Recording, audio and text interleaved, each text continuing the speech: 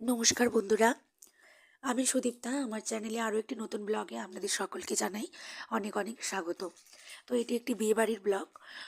বিয়েবাড়িটা হয়ে গেছে প্রায় 10-15 দিন হলো, তখন থেকে ব্লগটা শেয়ার করা হয়নি। তো এখন এসেছি এও কামানে আলতা পরতে আর তেল হলুদ মাখতে। তো ওইটুকু ক্লিপটা একটু শেয়ার করলাম। তারপর একেবারে এই যে বরযাত্রীর দিন, মানে বিয়ের দিনে বরযাত্রী যাচ্ছি বাসে করে। খুব বড় বাস হয়েছিল, বাসটা খুব সুন্দর ছিল।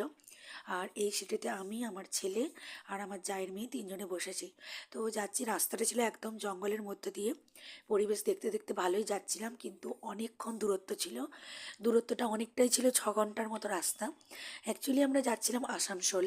আসানসোলেই বিয়েবাড়িটা ছিল, মানে মেয়ের বাড়িটা হচ্ছে আসানসোলে। তো সেই কারণে আমাদের বাড়ি থেকে অনেকটাই দূর। আর বাচ্চারা তো থাকতেই চাইছিল না ওদের, তাই ছোটোখাটো কিছু মুখে মানে দিতেই হচ্ছিল। টুকটাক ওদের মুখ চলছিল, নাহলে তো ওরা বসতেই চাইছিল না।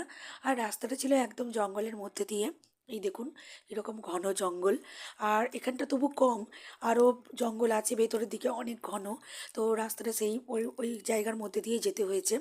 তাই জন্য ওই জঙ্গলের রাস্তা বলে আমরা অনেক তাড়াতাড়ি বেরিয়ে গিয়েছিলাম।